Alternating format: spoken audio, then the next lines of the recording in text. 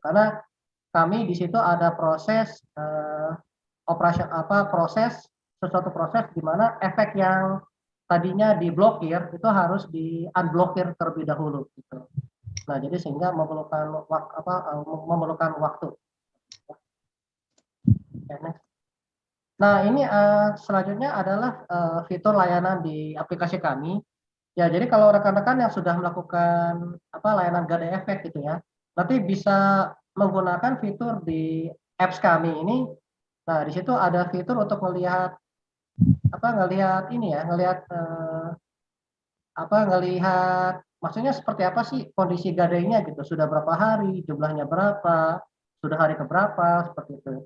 Nanti selanjutnya jika ingin melakukan pelunasan atau cicilan, nanti ada menu-menu interaktif selanjutnya ya. Oke, next. Nah, ini terkait mitigasi resiko. Jadi mungkin kalau rekan-rekan investor yang sudah familiar bermain saham gitu ya, ya tentunya kan di situ di kami Gada Efek juga ada suatu mitigasi risiko gitu untuk menghindari sahamnya terjun bebas gitu ya. Nah di situ kami juga memiliki istilahnya top up call serta for sale. Namun ini kondisinya sangat ekstrim karena dari LTV yang kami berikan itu penurunan harga sahamnya itu kalau misalnya turun 20% atau sampai dengan 40% itu baru kena top up call gitu. Jadi ya selama kondisi pasarnya itu bergerak sempit seperti saat ini ya itu agak jarang gitu ya. Sahamnya itu turun tajam sehingga kena rasio top up call atau for sale. Next. Oke, untuk selanjutnya untuk rekan-rekan investor di siang hari ini kami juga memiliki program promosi yang berlaku dari sejak awal Agustus sampai dengan kuota terpenuhi ya seperti itu. Jadi kami ada sweetener gitu untuk rekan-rekan investor yang melakukan gadai nanti memperoleh voucher top up tabungan emas gitu. Nah, ini tabungan emasnya ini bisa dicetak dalam bentuk emas asli gitu 24 karat gitu ya. Mohon izin Pak Denny, waktunya 1 menit lagi Bapak. Oke, sudah. Oke, next satu lagi. Nah, untuk selanjutnya untuk informasi lebih lanjut nanti bisa melihat di slide kami yang ditampilkan ini ya. Jadi bisa menghubungi MSI Sekuritas ataupun melalui Pegadaian gitu ya, di nomor direct atau nomor WA tim kami yang terlapir. Sekian pemaparan dari kami. Terima kasih atas perhatian Bapak-bapak, Ibu-ibu, serta rekan-rekan. Assalamualaikum warahmatullahi wabarakatuh. Waalaikumsalam warahmatullahi wabarakatuh. Baik, Bapak Ibu semuanya, ya. Ya, terima kasih ya, Pak silakan. Denny. Baik, Kak.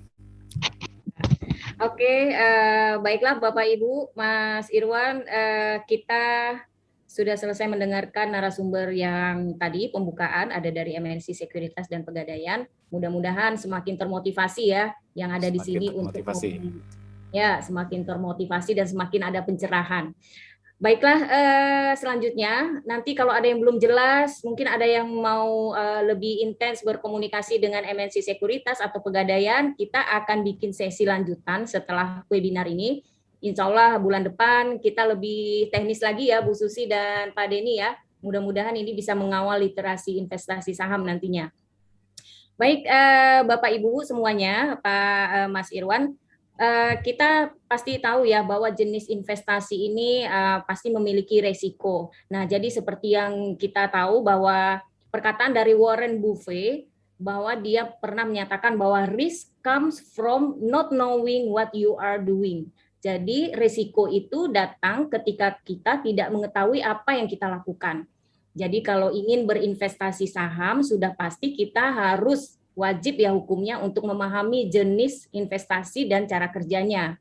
Gitu ya Mas Irwan ya? Ya betul sekali Mbak Eka ya. Kalau sebelumnya kita tahu ya ada pepatah mengatakan tak kenal maka tak sayang, maka mungkin di dunia investasi khususnya di bidang saham ya, tagline adalah tak kenal maka tak cuan kali ya.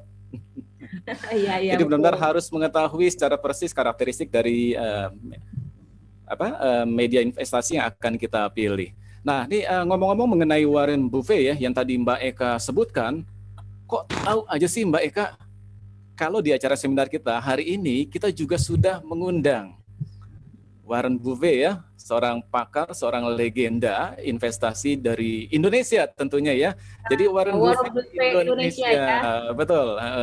Dan beliau sudah hadir di tengah-tengah kita untuk berbagi pengetahuan dan juga pengalamannya, serta bagaimana sih melakukan tips dan trik bagaimana kita melakukan investasi saham ini yang pastinya menghasilkan cuan.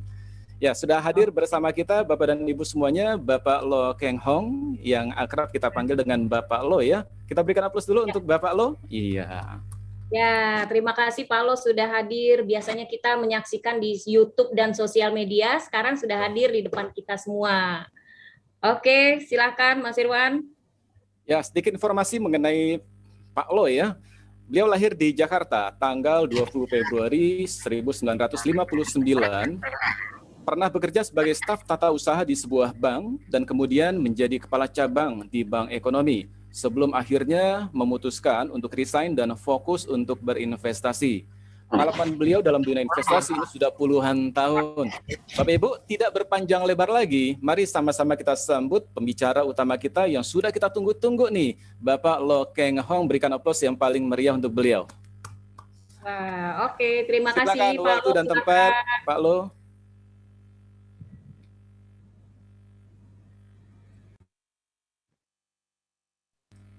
Pak Lo, mic-nya masih ketutup, Pak.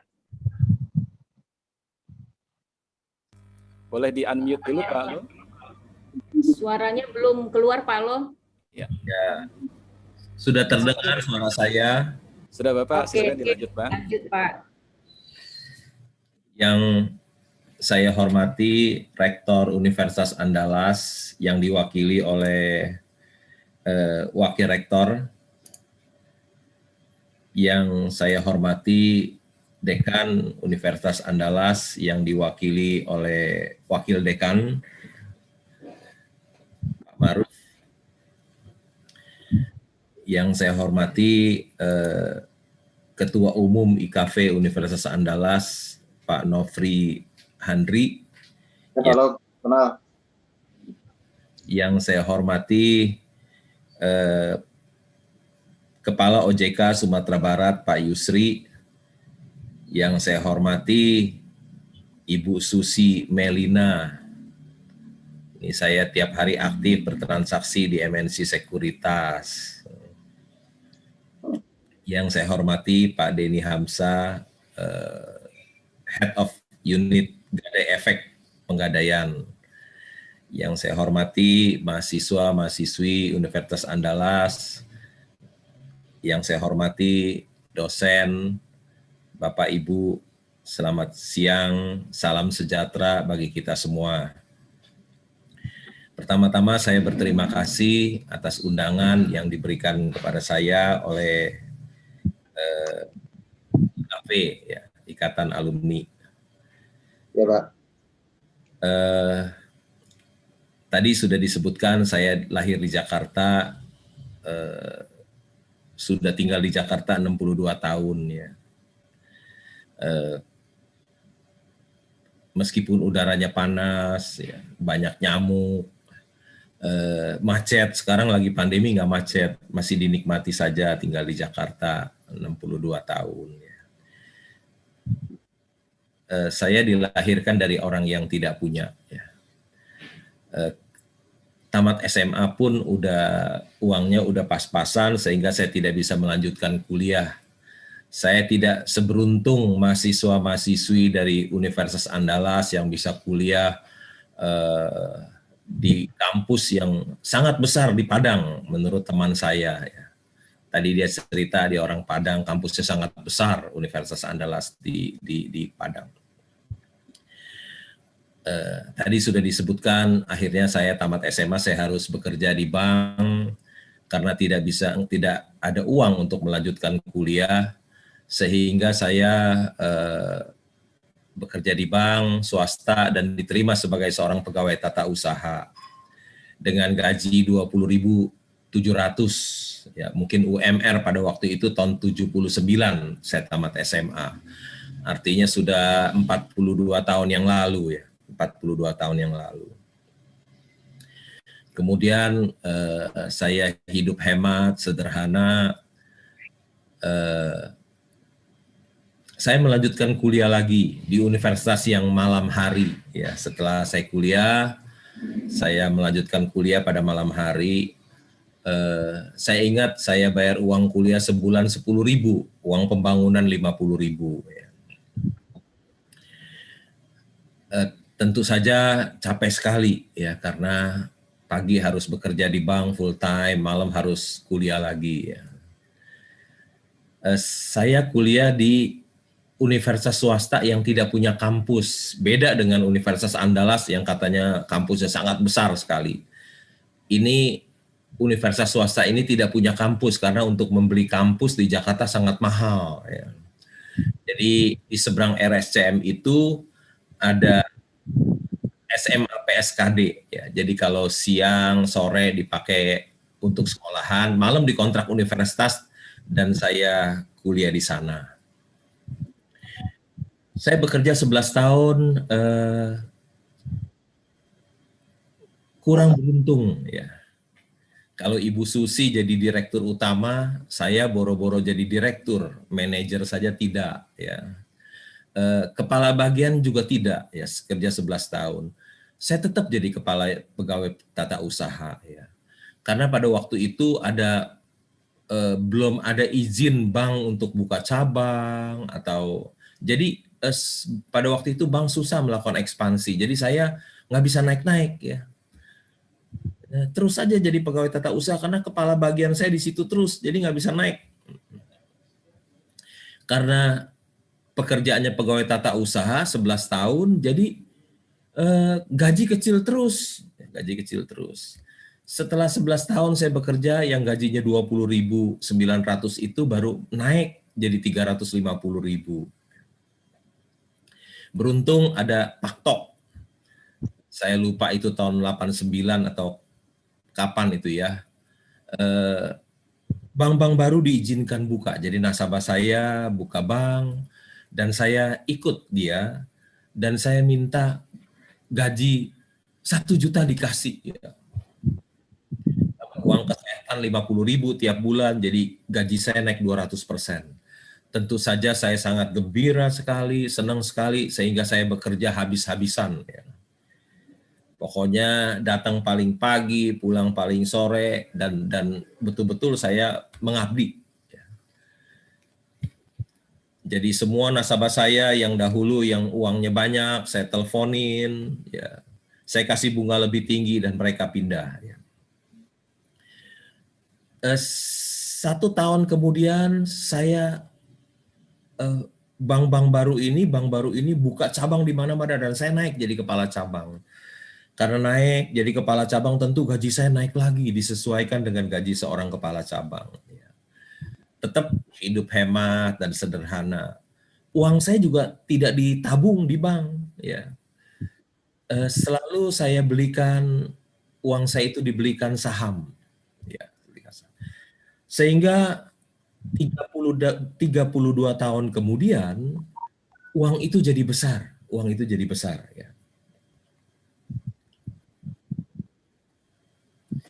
Nah, ini ada Universitas Harvard ya.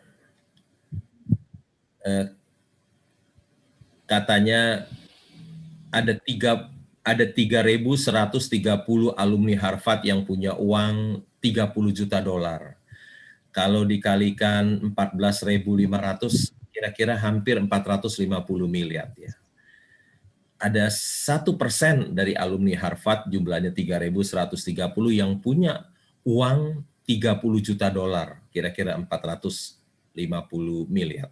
Dan itu universitas yang terbanyak yang punya alumni punya 30 juta dolar itu dari Harvard. Ini saya foto dengan patung John Harvard, dia seorang pendeta ya, yang mendirikan kampus Harvard ini. Saya kuliah di Universitas Jakarta yang tidak punya kampus. Setiap malam saya kuliah di gedung SMA PSKD di seberang RSCM yang disewa oleh universitas. Tetapi sekarang saya lebih kaya dari 99% lulusan Universitas Harvard. Irwan. Berkat Tuhan begitu besar dalam hidup saya ya. Berkat Tuhan itu begitu ajaib dalam hidup saya. Banyak mahasiswi yang mimpi kuliah di Amerika ya. Banyak orang tua juga ingin sekali anaknya kalau bisa kuliah di Amerika. Karena tidak punya uang, jadi tidak bisa berangkat di situ.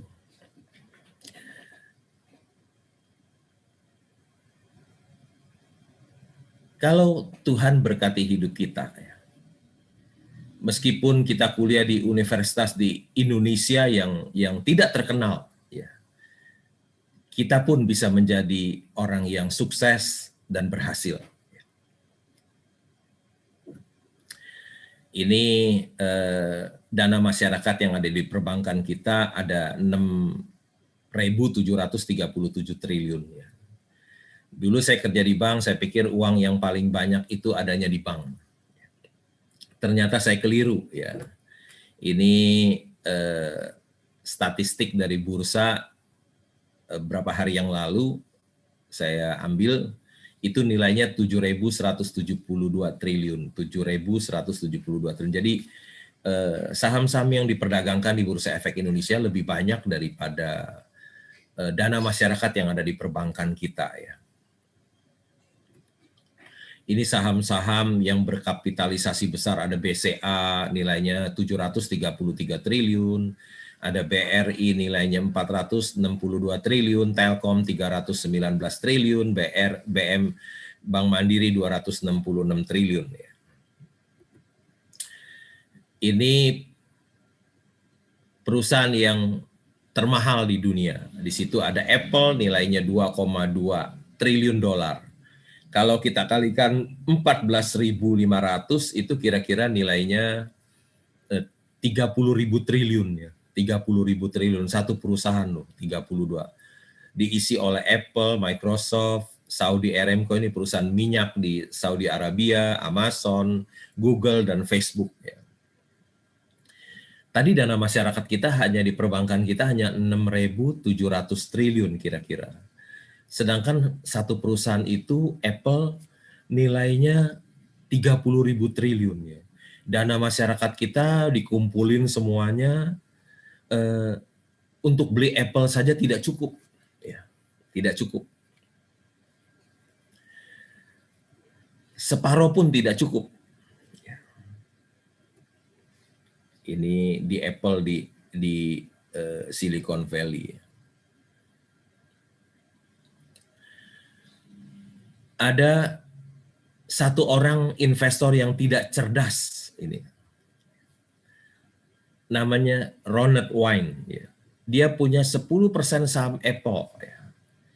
Kalau dia simpan hari ini, nilainya kira-kira 220 miliar dolar. Ya. Kalau dia simpan, ya, dia punya saham Apple 10%. Tapi karena dia bukan investor saham yang cerdas, dia sangat tidak tahu perusahaan yang hebat Apple ini, sehingga saham itu dijual. Ya. Tahun 76 dijual. Dijualnya hanya $800. Ya. Bukan 800 juta dolar, bukan. $800. Ya. Tahu gitu jualnya sama saya aja ya. $800, 10% sekarang jadi 220 miliar dolar. Ini ciri khas orang yang tidak cerdas. Ya. Orang yang tidak cerdas di pasar modal. Ya. Dia punya perusahaan yang hebat, bukannya disimpan, dijual $800. Ya. Kalau jualnya 800 juta dolar masih mending lah. $800. Harta karun kekayaan terbesar yang ada di dunia adanya di pasar modal, bukan di bawah laut. Nilainya nyata dan transparan. Sangat disayangkan bila ada orang yang tidak mengenal pasar modal. Ya. Di pasar modal itu ada uang bertriliun-triliun. Ya. Jadi kalau tidak tahu tentang pasar modal itu sangat disayangkan. Kalau kita ingin menjadi orang yang kaya, pasar modal lah tempatnya. Tadi katanya milenial itu tidak mau berinvestasi, bermain saham itu. Ya. Sangat disayangkan. Ya. Di situ ada uang begitu besar. Ya. Dan dia nggak tahu di situ ada uang begitu besar. Ya. Sangat disayangkan. Katanya berinvestasi saham itu sulit, ternyata berinvestasi saham itu begitu mudah, ya, begitu mudah, very simple, gampang, dan sederhana. Ini pembungkus Indomie ada huruf Arabnya ya. Ketika saya berjalan-jalan ke Abu Dhabi, ya, saya ke hypermarket, saya lihat ada pembungkus Indomie, saya foto. Ya. Mengapa saya memilih menjadi seorang investor saham? Karena perusahaan publik itu menghasilkan produk dan jasa bagi hidup kita. Ya. Tadi sudah diceritakan oleh Ibu Susi. Ya. Ketika kita bangun tidur, yang pertama kita lakukan biasanya kita ke toilet. Ya. Ketika kita lihat mereknya toilet kita itu mereknya Toto, oh itu produk dari perusahaan publik. Setelah kita dari toilet kita minum, karena kalau tidak minum kita bisa dehidrasi ya. Setelah 6 sampai 8 jam kita tidur. Kita minum apa? Kita minum Aqua mungkin. Ya dulu juga itu perusahaan publik yang sekarang udah going private. Sekarang ada lem mineral dari Mayora, ada Cleo dan lain-lain ya. Setelah kita minum, kita mandi seperti yang Ibu Susi tadi sudah ceritakan ya, kita sikat gigi pakai Pepsodent, kita mandi pakai sabun Lux, kita cuci baju pakai Rinso. Hampir semua keluarga di Indonesia pernah pakai produk dari Unilever ini. Habis kita mandi, kita sarapan Indomie ya, mie yang enak dan murah ini hanya sebungkus 3.000 dengan telur 1 sudah nikmat ya. Sementara kita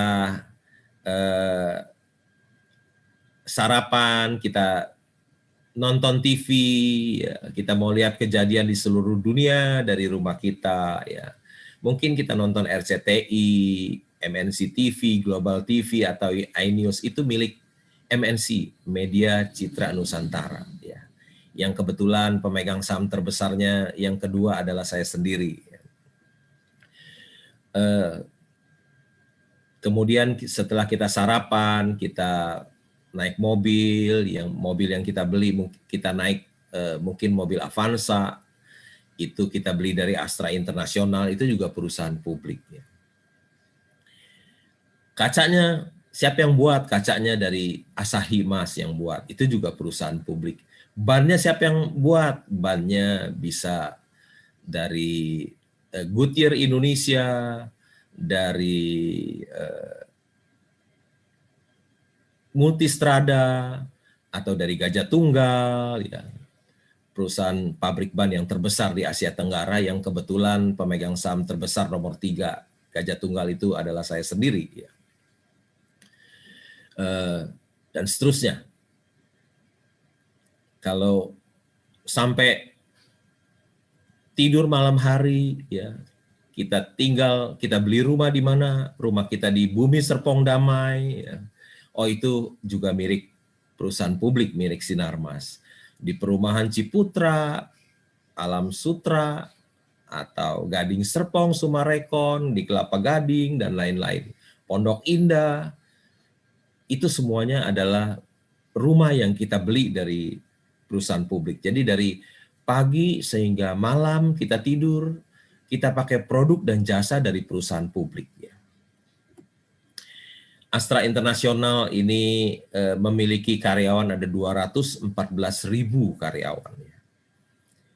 Belum dia punya dealer, dia punya supplier, jadi turutannya tambah banyak. Ya. Ada 214 orang yang mendapatkan kesejahteraan dari Astra. Ya. Ada 214.000 lapangan pekerjaan yang tercipta. Makin banyak lapangan pekerjaan tercipta, tentu saja makin sejahtera bangsa dan negara kita. Terutama khususnya di tengah pandemi ini, ya, lapangan pekerjaan sangat dibutuhkan, ya. Mengapa saya memilih menjadi investor saham? Karena perusahaan publik menciptakan banyak lapangan pekerjaan. Makin besar Bursa Efek Indonesia, makin sejahtera bangsa dan negara kita. Dulu yang disebut pahlawan itu adalah orang yang berani melawan penjajah Belanda. Sekarang kita sudah merdeka, Belanda sudah tidak ada lagi. Siapa yang layak disebut pahlawan? Menurut saya yang layak disebut pahlawan di saat ini adalah orang yang bisa memberikan kesejahteraan kepada banyak orang. Perusahaan publik, pemilik perusahaan publik, pemegang saham, dan para eksekutif. Mereka adalah pahlawan pada masa ini. Ini Grab dan Gojek banyak menciptakan lapangan pekerjaan, berjuta-juta lapangan pekerjaan.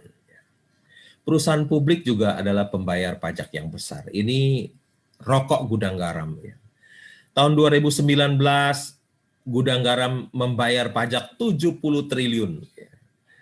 Tahun 2020 ketika pandemi membayar pajak 80 triliun. 2 tahun ini gudang garam sudah membayar pajak 150 triliun. Mengapa saya memilih menjadi seorang investor saham? Karena perusahaan publik adalah pembayar pajak yang besar. Pajak untuk dipakai untuk pembangunan, untuk membantu ketika sedang pandemi ini, membantu rakyat ketika pandemi.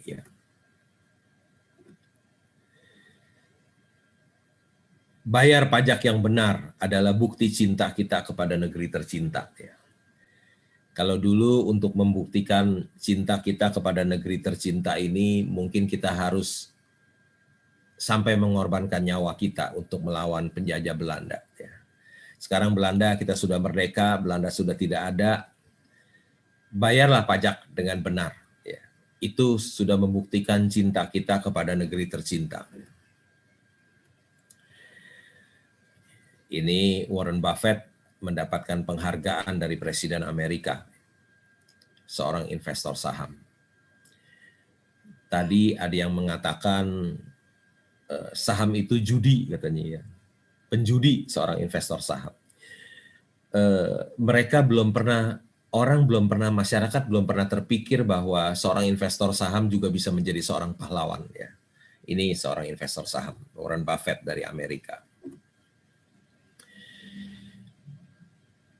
IDX menawarkan imbal hasil yang tertinggi di antara bursa utama dunia bagi investor saham jangka panjang.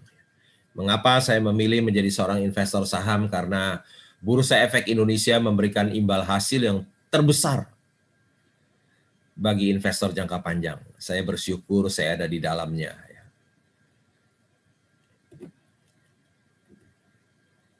Kinerja bursa dunia 10 tahun terakhir yang tertinggi adalah Bursa Efek Indonesia. Saya bekerja di bank sudah 17 tahun, tapi saya tidak menaruh uang di bank. Karena bunganya kecil sekali, sedangkan harga-harga barang naik. Banyak sekali. Kenapa saya tidak menaruh uang di bank? Karena menurut saya, orang yang menaruh uang di bank itu membuat dirinya miskin secara pelan-pelan. Karena inflasi terus, jadi uangnya tambah hari tambah kecil, tambah hari tambah kecil. Jadi uang yang kita miliki itu harus diinvestasikan supaya mengalahkan inflasi. Saya juga tidak membeli obligasi, karena bunganya juga tidak besar, imbal hasilnya. Saya juga tidak membeli emas, karena emas itu tidak produktif. Ini perkataan Warren Buffett. When we took over Berkshire, it was selling at 15 a share, and gold was selling at 20. Gold is now 1,600 and Berkshire is 120,000. Tahun 2019, gold is 1,250 and Berkshire is 300 of 5,000. Ya. Jadi waktu Warren Buffett membeli saham Berkshire, harga saham Berkshire lebih murah daripada emas. Tapi tahun 2019 emas baru 1.250 dan harga saham Berkshire sudah 305.000. Ya. Saya juga tidak memegang dolar, ya. Meskipun harga dolar terus naik. Ya. Kenapa saya tidak memegang dolar? Karena orang yang memegang dolar biasanya mengharapkan yang buruk yang terjadi. Ya. Kalau situasi buruk, rupiah melemah, dolar menguat, dia untung. Berbeda dengan orang yang pegang saham. Ya. Kalau dia selalu mengharapkan yang baik. Kalau ada hal buruk yang terjadi, saham merosot. Tadi sudah dijelaskan oleh Ketua OJK Sumatera Barat, ketika pandemi virus datang, harga IHSG kita dari 6.600 turun jadi 3.900. Ya. Jadi selalu orang yang memegang saham itu selalu mengharapkan yang baik, doanya selalu yang baik-baik. Ya. Supaya doanya selalu agar pandemi ini segera usai, sehingga saham-saham bisa naik kembali. Karena kalau pandemi virus melonjak, harga saham biasanya turun. Ya. Saham yang diperjualbelikan di bursa membuka kesempatan bagi para investor bermodal kecil untuk bisa memiliki perusahaan besar. Mengapa? Karena dengan memiliki saham berarti kita ikut memiliki perusahaan tersebut. Kalau kita dengan uang yang terbatas, dengan kemampuan yang terbatas, mungkin hampir tidak mungkin kita bisa memiliki perusahaan seperti Astra Internasional, seperti Indofood, memiliki Bank BCA, BRI, dan lain-lain. Tetapi adanya Bursa Efek Indonesia memungkinkan kita, masyarakat, orang yang memiliki kemampuan yang terbatas, uang yang terbatas, bisa memiliki perusahaan yang hebat.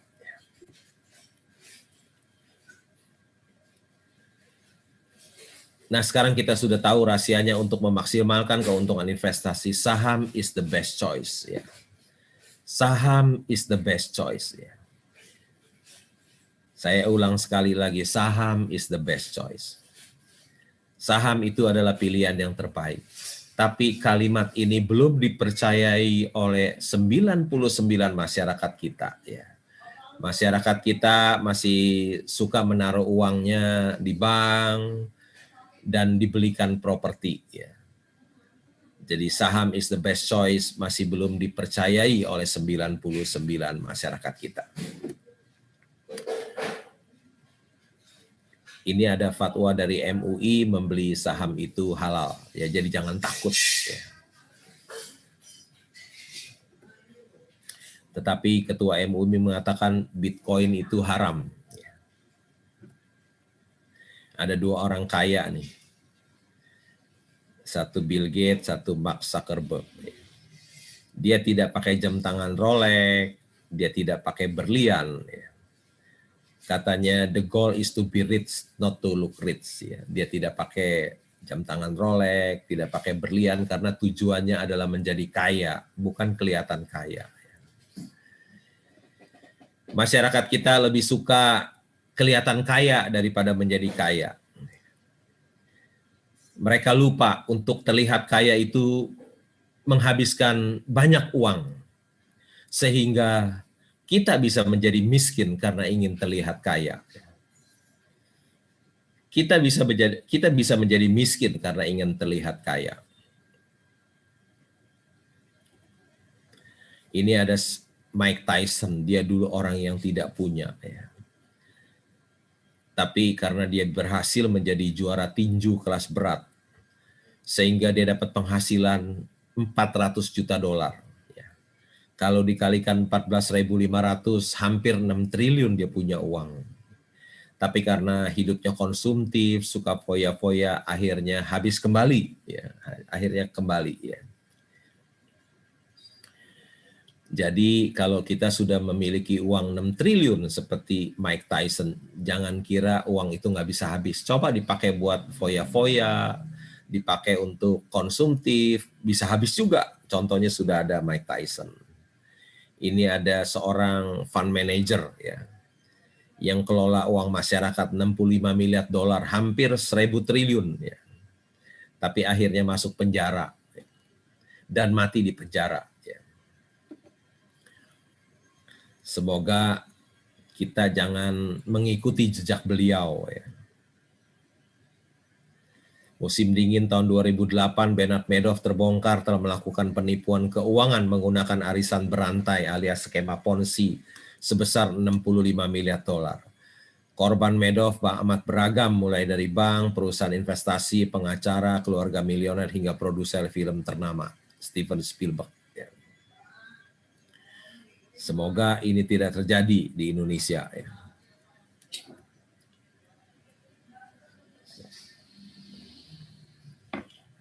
Krisis saat ini akan mengungkapkan siapa diri kita sebenarnya, pemenang atau pecundang. Ya. Kalau situasi baik, semuanya kelihatannya baik semuanya. Tapi ketika krisis datang baru kelihatan, ya, karakter orang yang sebenarnya baru terlihat ketika pandemi ini. Ini terinspirasi dari orang yang katanya bisa menggandakan uang. Orang yang tidak bisa menggandakan uang mencari pengikut sebanyak-banyaknya untuk dimanfaatkan agar ia menjadi kaya, bukan pengikutnya yang kaya. Tetapi orang yang dapat menggandakan uang tidak mau pengikut seorang pun. Saya tidak mempunyai pengikut seorang pun. Ada orang yang punya follower sampai berjuta-juta. Saya tidak mau mempunyai pengikut seorang pun. Saya nggak punya follower satupun. Tetapi ketika kita membeli saham, kita harus kenali apa yang akan dibeli dan beli apa yang kita kenali. Seorang investor yang cerdas, dia tahu apa yang dibeli, ya. Tetapi seorang investor yang tidak cerdas, dia tidak tahu apa yang dia beli. Dia beli kucing dalam karung. Ya. Bedanya orang cerdas, investor yang cerdas dan investor yang tidak cerdas. Investor yang cerdas tahu apa yang dibeli, tetapi investor yang tidak cerdas, dia tidak tahu apa yang dia beli. Dia beli kucing dalam karung.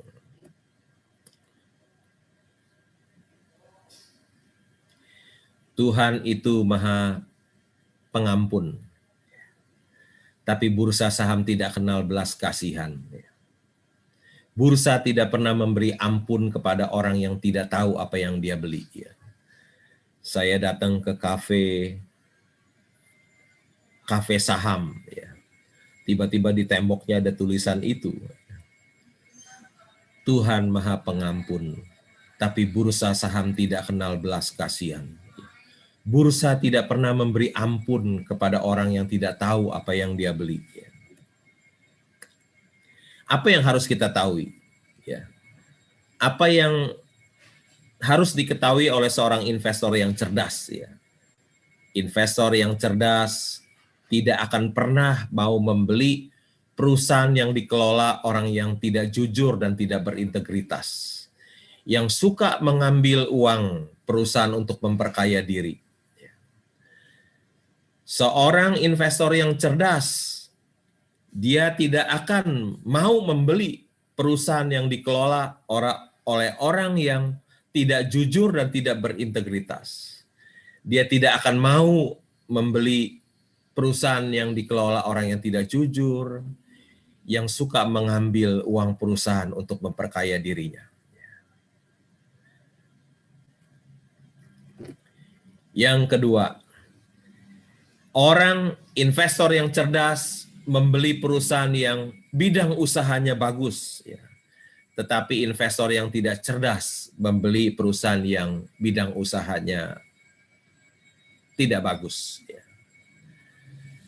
Ini contoh perusahaan yang bidang usahanya tidak bagus, ya, Garuda Indonesia. Tahun 2017 rugi 213 juta dolar, kira-kira 3 triliun rugi. 2017. Ada pandemi? Belum ada pandemi. Tiketnya paling mahal, penumpangnya banyak, tapi tahun 2017 sudah rugi 213 juta dolar. Tahun 2014 rugi lagi 175 juta dolar. 2017 rugi, 2018 rugi, 2019 rugi lagi 38 juta dolar, ya, menurun. Kemudian tahun 2020 datang pandemi, rugi 2,4 miliar dolar. Kalau kita kalikan 14.500, ruginya 35 triliun. 35 triliun, jangan main-main.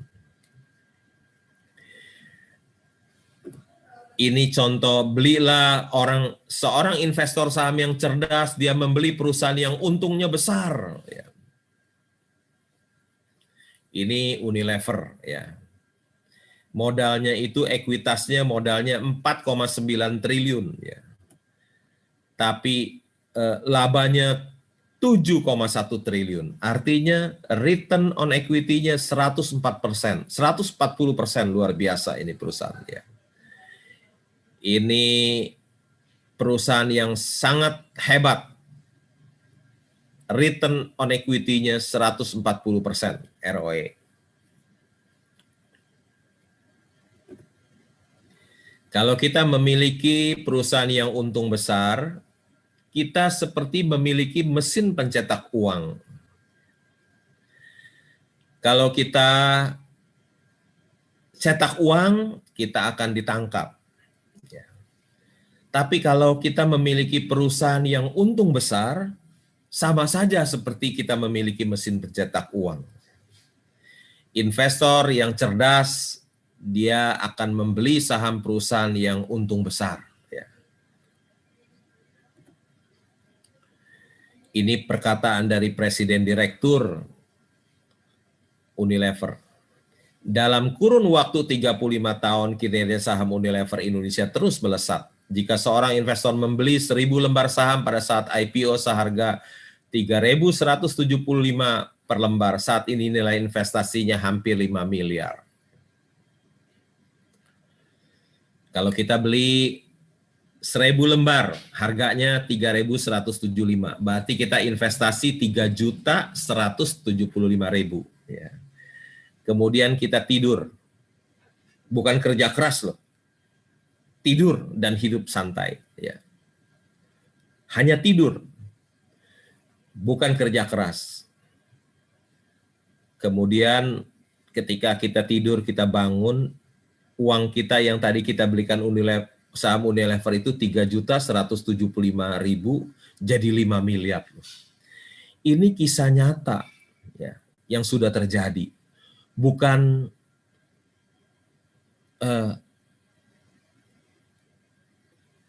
apa namanya itu. Pokoknya ini kisah nyata saja, ya, bukan sesuatu yang direkayasa, ya. Itu kalau kita beli 3 juta, kalau kita beli 100 kali lipat, kita beli 317.500.000, ya. 317 juta, 100 kali lipat, bukan 3 juta, tapi 317 juta. Kemudian kita tidur saja, hidup santai, tidur. Uang itu jadi 500 miliar loh. Ini bukan cerita bohong. Ini yang ngomong presiden direkturnya sendiri, ya. Tapi ini bukan rekomendasi membeli atau menjual, ini hanya contoh soal saja. Ketika kita sudah memiliki saham perusahaan yang hebat, yang terbaik adalah tidur. Investor saham yang tidur bukan saja akan mendapatkan cuan yang besar, tidur juga bisa meningkatkan imunitas, sehingga bisa terhindar dari COVID-19. Udah cuan gede, imunitas meningkat lagi.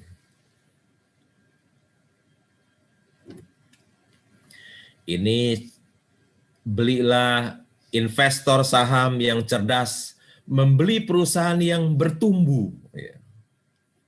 Investor saham yang cerdas membeli perusahaan yang bertumbuh. Ini contoh BCA, labanya tahun 2016 20 triliun, 2017 meningkat 23 triliun, 2018 meningkat 25 triliun, 2019 meningkat 28 triliun. Tahun 2020 turun 3,3%, 27 triliun karena ada pandemi. Jamak aja mungkin ada kredit yang macet ya. Tapi masih untung 27 triliun ya.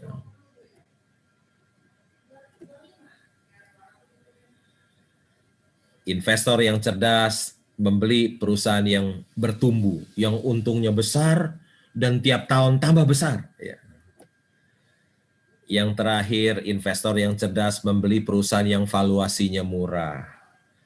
Ini juga contoh soal bukan rekomendasi membeli atau menjual. Ini contoh Bank CIMB. Ya. Asetnya 272 triliun, ya. Labanya 995 miliar 3 bulan. Ya. Diperdagangkan di harga PE 5,99 kali, price to book hanya 0,58 ya, di bawah 1 kali. Asetnya 272 triliun. Ini Bank Jago ya. Sampai 31 Maret 2021 masih rugi ya 38 miliar. Tadi untung 3 bulan 995, tapi Bank Jago ini rugi 38 miliar. Harga sahamnya 10.000 lebih. Ya. Tadi price to book hanya 0,58. Ini price to book 17 kali. Ya. Tadi hanya 0,58. Ini 17 kali. Jadi seorang investor saham yang cerdas, dia membeli perusahaan yang valuasinya murah, bukan valuasinya mahal. Ya. Ini Jeff Bezos, orang terkaya di dunia nomor 1. Dia bertanya kepada Warren Buffett, dia bilang, your investment thesis is so simple. You are the second richest guy in the world and it is so simple. Why doesn't everyone just copy you? Warren Buffett menjawab, because nobody wants to get rich slow. Maunya cepet-cepet orang, nggak mau lambat, nggak mau sabar. Dia bilang, your investment thesis is so simple. You are the richest guy in the world and it is so simple. Diulangin 2 kali loh, so simple. So simple itu artinya begitu sederhana, begitu mudah, begitu gampang. Tadi kalau nggak salah, Eka bilang milenial nggak mau main saham karena begitu susah, dia bilang. Nih, Jeff Bezos, orang terkaya di dunia, mengatakan, your investment thesis is so simple. Diulangin lagi, so simple, begitu gampang. Gampang. Dan kalau Anda ikuti, Anda bisa jadi orang yang terkaya di dunia. Investasinya so simple ya. Bukan seperti milenial tadi katakan begitu susah katanya. Saya pernah berkesempatan mengunjungi Kideko Jaya Agung, anak perusahaan dari Indika Energy ya. Tambang batu bara terbesar nomor 3 di Indonesia, produksi 30 juta ton lebih ya. Harga sahamnya itu 100 lebih sedikit ya. Kalau kita kalikan jumlah sahamnya 5 miliar 210 juta lembar, artinya 100% saham Indika ini harganya kira-kira 521 miliar. Tetapi kalau kita lihat dia punya modal masih ada 667 juta dolar, artinya modalnya masih ada 10 triliun. Artinya salah harga. Nilai buku per sahamnya kira-kira 1.600, harga sahamnya hanya 100 lebih, hanya price to book 0,06. Ya. Artinya ini harga saham ini Mercy yang sedang diperdagangkan di harga bajai, harga Avanza. Di dunia nyata tidak ada orang yang mau menjual Mercy-nya di harga Avanza. Tapi di bursa banyak, ya. Banyak Mercy yang dijual di harga Avanza. Tetapi juga banyak Avanza yang dijual harga Mercy, ya. Jadi kita harus jadi investor yang cerdas.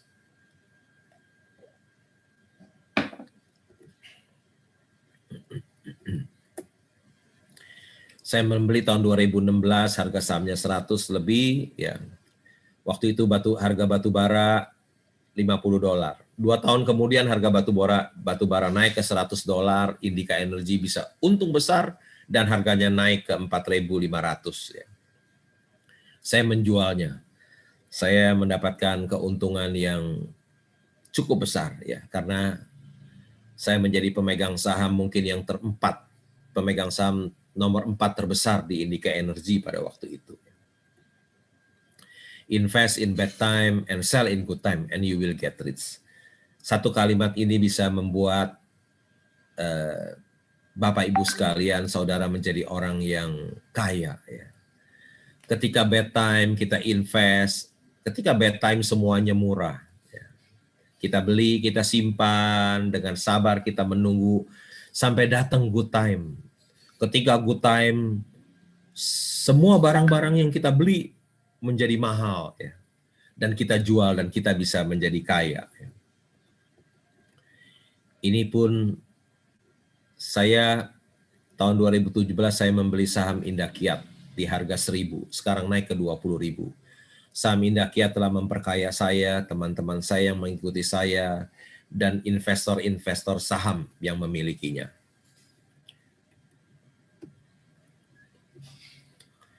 Ini ada seorang koruptor, dia mengatakan, wah, uang korupsi gua kalah banyak nih. Ya, dia tentu saja seorang koruptor tidak bisa menandingi seorang investor saham. Ya. Kalau kita lihat di koran, di TV, para koruptor itu ditangkap, hasilnya uang yang dikorupsi itu sangat sedikit. Ya. Beda dengan seorang investor saham, dia bisa mendapatkan uang yang sangat banyak, ya. Jadi janganlah kita jadi seorang koruptor, ya. Daripada kita jadi koruptor, lebih baik kita jadi seorang investor saham, ya. Karena menjadi seorang koruptor itu hasilnya sedikit, dan kalau tertangkap malu, ya. Di koran ada, di media massa ada, di TV ada, ya. Lebih baik jadilah seorang investor saham daripada seorang koruptor. Betapa mudahnya mendapatkan uang di sini. Ada banyak orang yang mengajak saya berbisnis. Semuanya saya tidak mau, ya. Itu buat orang lain saja, saya jadi investor saham aja, ya. Karena mendapatkan uang di Bursa Efek Indonesia begitu mudah, mendapatkan uang di Bursa Efek Indonesia. Semua bidang usaha yang lain sudah saya anggap sampah semuanya, ya. Sudah tidak mau, itu buat orang lain saja, saya jadi investor saham saja karena mendapatkan uang di bursa saham itu begitu mudah. Warren Buffett membeli saham Apple dan dia untung $40 miliar, kira-kira hampir 600 triliun. Wih, jangan main-main lu. Beli saham satu, untungnya 600 triliun. Coba mau dagang apa? Mau dagang apa? Bisa beli, nggak usah kerja keras, habis beli terus tidur, untungnya 600 triliun. Gampang kan? Beli saham terus tidur, untungnya 600 triliun. Mau dagang apa coba? Ini ciri-ciri investor saham yang hebat, ya. 1, dia tidak cari uang dari member premium. Tidak memiliki follower. Tidak mencari uang dari seminar. Tidak mengelola uang orang lain. membeli saham berdasarkan fundamental. 90% hartanya di saham bukan di properti ya. Kalau ada orang yang ngaku investor saham yang hebat tapi ada tercantum 1 sampai 6, you tinggalin aja, pergi dari dia. Jangan percaya. Saya pernah diundang datang ke Kaltim Primakol, tambang batu bara yang terbesar di Indonesia ya. Wah, ini tambang batu baranya salah satu pits ya. Pergi pun harus naik pesawat kecil baru bisa nyampe. Ada 1001 macam strategi investasi dan inilah adalah strategi investasi yang paling cerdas. Ya. Saya hanya sebutkan satu strategi investasi dan ini yang paling cerdas. Tidak ada yang bisa tandingi. Ya. Disebut juga buy and hold. Rip Van Winkle Investing Rip Van Winkle adalah tokoh dalam novel karya Washington Irving tahun 1819. Ia suka tidur, suatu hari ia tidur di bawah sebuah pohon. Dan baru bangun 20 tahun kemudian setelah mendusin ia menyadari bahwa segala sesuatu telah berubah, istrinya yang galak dan para sahabatnya telah meninggal. Ini strategi investasi yang paling cerdas yang mungkin Bapak Ibu sekalian belum pernah dengar ya. Ada saatnya ketika tidak mengerjakan apapun merupakan suatu bentuk kecerdasan investasi. Investor yang bijak dapat menghasilkan uang ketika dia tidur. Tidur adalah jalan untuk meraih kekayaan. Tidak bertindak adalah suatu tindakan yang bagus apabila kita sudah memiliki saham perusahaan yang hebat. Investor yang bijak dapat menghasilkan uang ketika dia tidur. Tidur adalah jalan untuk meraih kekayaan. Ini strategi investasi yang paling cerdas dari seorang investor saham. Strategi Warren Buffett ke-44, do nothing investing. Warren Buffett dan partnernya Charlie Munger mempraktekkan do nothing investing. Mereka tidak melakukan apapun hingga sebuah kesempatan besar muncul. Sekali mereka membeli saham, mereka tidak melakukan apapun dan membiarkan bisnis bagus yang mereka beli bertumbuh melintas masa. Strategi investasi Warren Buffett yang ketujuh, tidur itu kaya. Our portfolio show little change. We continue to make more money when snoring than when active. Warren Buffett menulis surat kepada pemegang saham Berkshire Hathaway tahun 1996. Our portfolio show little change. We continue to make money, more money when snoring than when active. Portofolio kita itu berubahnya sedikit sekali. Kami mendapatkan lebih banyak uang ketika ngorok daripada ketika aktif bekerja. Ini yang mengatakan demikian investor yang paling cerdas di dunia loh.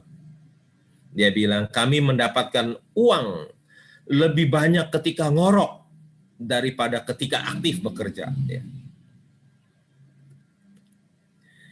Ini contoh saham BCA. Ya. Listing tahun 31 Mei tahun 2021 tahun yang lalu. Harga per saham 1.400. Sudah di-split 3 kali, artinya 1 menjadi 2, 2 menjadi 4, 4 menjadi 8. Ya, kalau sekarang 30.000 dikalikan 8 itu 240.000. Kita beli 1 lembar 1.400, sekarang jadi 240.000. Capital gain kita itu 17.000% ya, selama 21%, 21 tahun. Kita kerja keras nggak? Enggak, kita tidur aja. Yang kerja keras ya yang di BCA itu, direksi, komisaris, manajer, dan seluruh karyawan itu yang mereka yang bekerja keras setiap hari di BCA.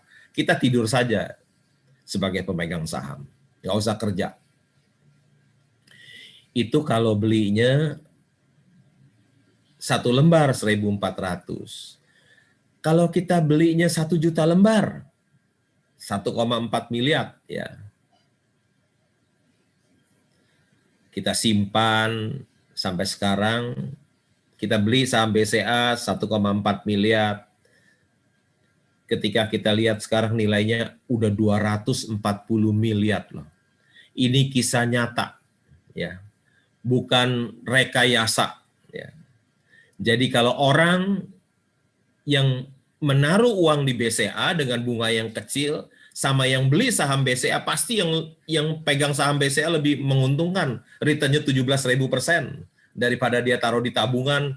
Saya nggak tahu tabungan BCA berapa persen, mungkin 1%, 2%, 3%. Karena saya di BCA itu hanya uang buat kebutuhan sehari-hari aja, numpang lewat aja. Uang besar saya nggak mau taruh uang di bank, ya. Semuanya dibelikan saham. Enak ya, beli saham 1,4 miliar, kita tidur aja, hidup santai, tiap hari menikmati hidup, ya. Kita hanya mengerjakan apa yang kita sukai, tidak ada kewajiban ke kantor tiap hari. Bangun-bangun duit kita jadi 240 miliar. Ini kisah nyata. Begitu nikmat menjadi seorang investor saham. Ini kalau kita membeli saham Amazon, Jeff Bezos, ya, returnnya lebih gila lagi, 172.000%, ya. In 1997, a couple bought 2 shares of Amazon for their 12-year-old son. Fast forward to 24 years and those 2 shares are now worth 81.000. Ya. Sekarang lagi Olimpiade nih. Kadang-kadang kita nonton TV, lihat Olimpiade ini. Apa rahasia kesuksesan Rudy selain berteknik tinggi dan bermental juara? Rudy selalu siap bertanding dalam waktu yang panjang. Ya. Ini juara All England 8 kali berturut-turut. Investor saham bisa disamakan dengan atlet, tidak sekedar punya teknik skill yang bagus dalam memilih saham, tapi juga stamina atau staying power saham. Ya. Dia bisa pegang jangka panjang, bisa bertahan.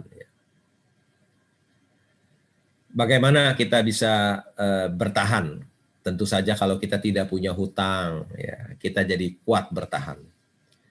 Saya tidak mempunyai hutang. Ya. Kenapa saya tidak mau berhutang? Karena orang yang berhutang ketika krisis datang seperti pandemi COVID-19 akan mengalami kesulitan dan kebangkrutan. Tetapi orang yang tidak mempunyai hutang akan kuat bertahan. Saya tidak punya hutang. Bisa dicek di seluruh bank di Indonesia. Bisa dicek sama Pak Denny Hamsa.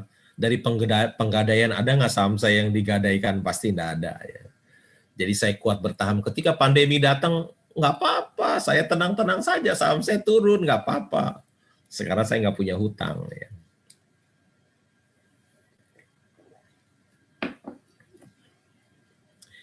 Di dalam analisis saham ada 2 pendekatan, yaitu pendekatan fundamental dan teknikal.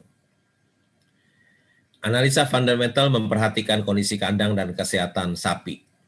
Sapi adalah analogi untuk perusahaan dan kondisi kandang adalah kondisi pasar modal. Analisa teknikal hanya memperhatikan pergerakan ekor sapi.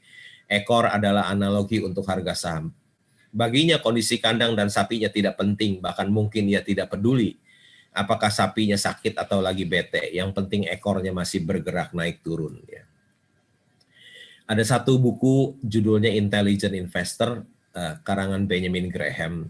Ini sudah dibaca oleh Warren Buffett tahun 1949 ketika usianya 19 tahun. Ya. Dia bilang by far the best book on investing ever written. Ini tulisan dari Warren Buffett. Benjamin Graham akhirnya jadi dosennya di Columbia University. Di dalam buku itu ada ditulis demikian. Tentang pendekatan teknikal. In our own stock market experience and observation extending over 50 years, we have not known a single person who has consistently or lastingly made money by following the market. We do not hesitate to declare that this approach is as fallacious as it is popular. Ya. Wah, ada kata fallacious yang saya kuning-kuning tuh. Saya tidak tahu artinya fallacious apa. Ya. Jadi saya buka kamus Inggris Indonesia karangan Hasan Sadli. Ya. Ternyata fallacious itu artinya tidak benar, keliru, dan menyesatkan. Jadi kata Benjamin Graham, we do not hesitate to declare. kami tidak ragu untuk menyatakan bahwa pendekatan teknikal itu adalah tidak benar, keliru, dan menyesatkan. Ini perkataan dari gurunya Warren Buffett, Benjamin Graham. Ini juga ada buku, menurut Warren Buffett, analisis yang hanya didasarkan pada grafik, volume, dan pergerakan harga tidak berarti apa-apa kecuali omong kosong tak bermakna. Warren Buffett mengatakan tidak perlu analisis teknikal. Wah, ini pernah sekali waktu saya disuruh buka perdagangan saham ya, di bursa yang nilainya 7.000 triliun. Saya juga pernah dapat penghargaan ya. Itu di sebelah kiri saya Pak Menkes ya. Sebelah kanan saya itu yang rambutnya panjang itu Pak Franciscus Welirang, dia wakil presiden direktur Indofood, ya. Mantunya Lim Sulyong. Setelah sukses berinvestasi saham, Lo Keng Hong menikmati hidupnya setiap hari. Ia duduk di taman rumahnya dari pagi hingga malam dan melakukan 3 hal. RTI, Read, Think, and Invest. Ia membaca 4 koran, laporan keuangan, perusahaan, dan data statistik pasar modal. Ya. Karena yang nulis buku dan yang menggambar belum pernah ke rumah saya, jadi keliru. Ya. Harusnya rumah saya seperti ini. Ya. Tiap pagi saya membaca 4 koran, ya. Jurnalis mencari berita. Saya nggak perlu cari berita, saya baca berita-berita yang ditulis oleh jurnalis saja. Ya. Saya juga membaca laporan tahunan, membaca laporan keuangan. Tiap hari saya melakukan hal itu. Ya.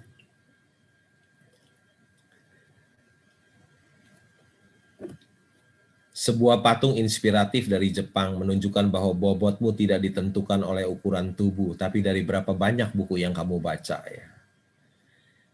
Ada orang gemuk yang berat sekali 100 kilo ini baca buku 1, tapi ada anak yang kecil baca buku 4, ternyata bobot yang si anak kecil ini lebih berat. Ya.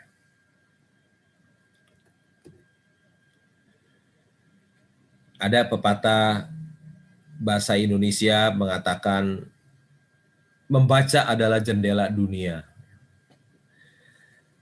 Pepatah bahasa Mandarin juga ada ya, yang demikian bunyinya. Suli ziyu huang jing u. Suli artinya di dalam buku. Huang jing artinya emas. U dari uzi, dari rumah. Jadi di dalam buku ada rumah emas. Orang yang banyak membaca, dia jadi banyak tahu. Orang yang banyak tahu, dia dekat dengan kepintaran. Orang yang dekat dengan kepintaran, dekat dengan kekayaan. Membaca adalah sumber inspirasi. Ini strategi Warren Buffett ke-85. You have to read a zillion corporate annual report and their financial statement. Ya. Kamu harus membaca a zillion corporate annual report dan their financial statement. Zillion saya nggak tahu artinya apa zillion. Anggaplah kamu harus membaca laporan tahunan dan laporan keuangan. Banyak sekali. Ya, lihat sampai mejanya Warren Buffett bertumpuk-tumpuk laporan keuangan. Ya. Ini kunci sukses dari seorang investor saham yang cerdas.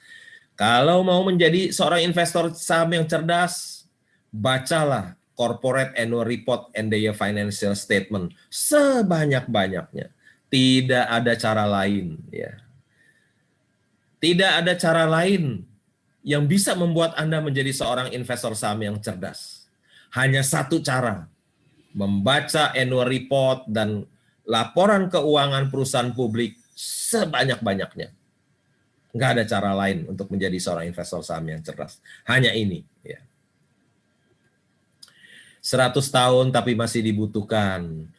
Apakah saudara mau bekerja sampai usia 100 tahun tapi masih dibutuhkan? Ini perkataan dari Warren Buffett. If you don't find a way to make money while you sleep, you will work until you die. Kalau Anda tidak bisa menghasilkan uang ketika tidur, Anda harus bekerja sampai mati.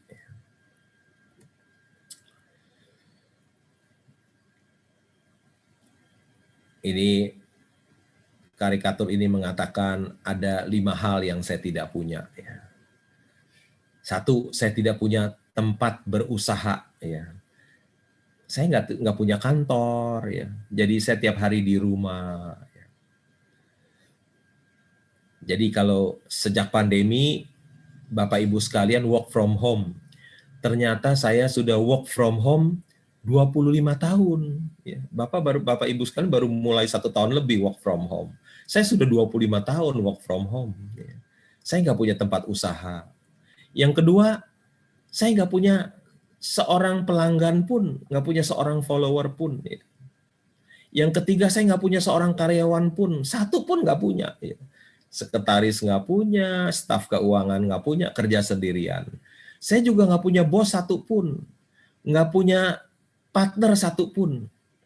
Yang terakhir, saya nggak punya hutang 1 rupiah pun. Ada 5 hal yang saya tidak punya. Tidak punya tempat usaha, tidak punya pelanggan, tidak punya karyawan, tidak punya bos, tidak punya partner, tidak punya hutang. Orang yang tidak punya mau menjadi kaya harus memiliki kelima hal itu, tapi saya nggak punya kelima hal itu.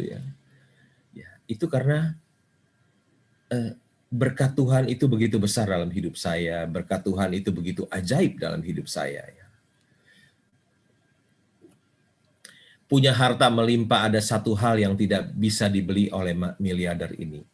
Warren Buffett punya uang 100 miliar dolar. Bukan 100 miliar rupiah loh, 100 miliar dolar harus dikalikan lagi 14.500. Tapi ada satu yang dia nggak bisa beli. Warren Buffett pernah bilang begini, saya bisa beli rumah dimanapun juga. Saya bisa loh membeli rumah dimanapun juga, kata Warren Buffett. Tapi ada satu yang saya nggak bisa beli, yaitu waktu. Dia tidak bisa membeli waktu 1 detik pun. Waktu bukan uang. Waktu lebih bernilai dari uang. Uang yang kita belanjakan bisa kita cari lagi. Tapi waktu kita yang telah berlalu tidak bisa kembali lagi. Waktu adalah hidup kita. Waktu kita adalah hidup kita. Seorang investor saham bisa memiliki banyak uang dan banyak waktu. Ada 4 macam tipe orang di dunia ini. Orang yang pertama, orang yang banyak waktu tapi tidak punya uang. Siapa dia? Dia adalah pengangguran. Hidupnya jadi benalu buat orang lain. Orang yang kedua adalah orang yang banyak uang tapi tidak punya waktu. Siapa dia? Dia adalah pengusaha, para profesional, eksekutif. Yang ketiga adalah orang yang tidak punya uang dan tidak punya waktu. Siapa dia? Dia adalah karyawan yang gajinya kecil, UMR. Tiap hari dia sibuk bekerja, tapi habis bulan uangnya habis. Orang yang tidak punya waktu, tidak punya uang ini jumlahnya signifikan paling banyak. Yang keempat adalah orang yang bukan hanya punya banyak uang, tapi dia juga punya banyak waktu. Siapa dia? Dia adalah investor, sleeping investor, investor saham yang tidur. Sangat berbahagia kalau seseorang memiliki keduanya, bukan hanya banyak uang, tapi dia juga memiliki banyak waktu. Banyak orang kaya yang tidak punya waktu.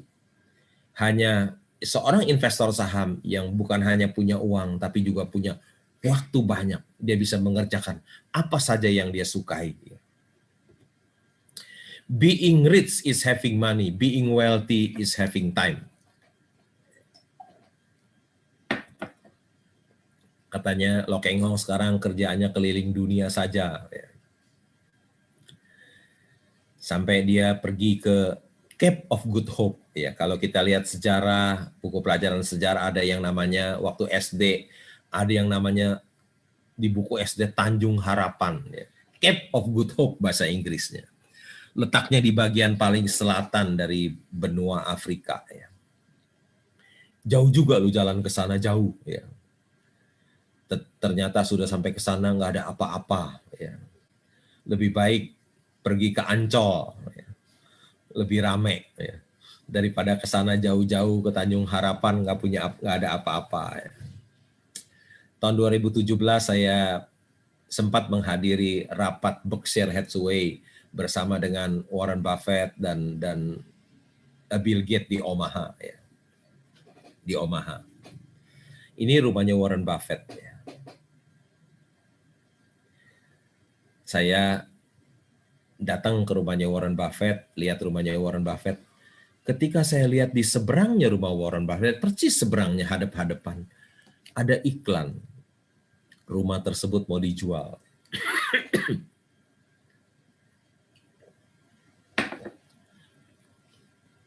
Waduh, saya tertarik sekali untuk membelinya karena jadi hadap-hadapan dengan Warren Buffett, ya, rumah saya dengan rumah beliau. Sebetulnya tahun 2020 Maret saya ingin berangkat ke sana membeli rumah itu, tapi tiba-tiba datang pandemi, ya, jadi saya tidak bisa berangkat. Ya. Ini ada steak goret, ya, Warren Buffett suka makan steak goret. Restorannya ramai sekali, ya, hari biasa saja ramai kalau datang. Seperti makan di bakmi Gajah Mada, bakmi GM itu kalau kita datang selalu ramai. Seperti di steak goret juga ramai. Biasa Warren Buffett suka duduk di private room. Kebetulan waktu saya datang private room Warren yang biasa Warren Buffett duduk lagi kosong, jadi saya duduk di sana, makan di sana.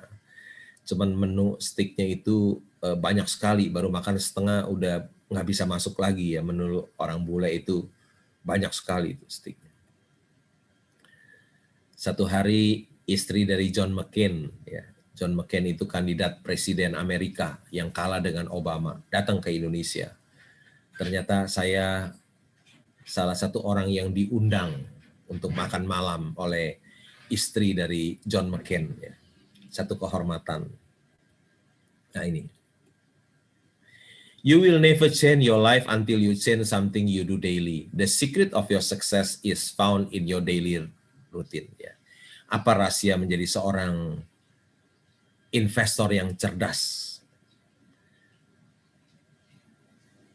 Rahasianya adalah dari apa yang kau lakukan setiap hari.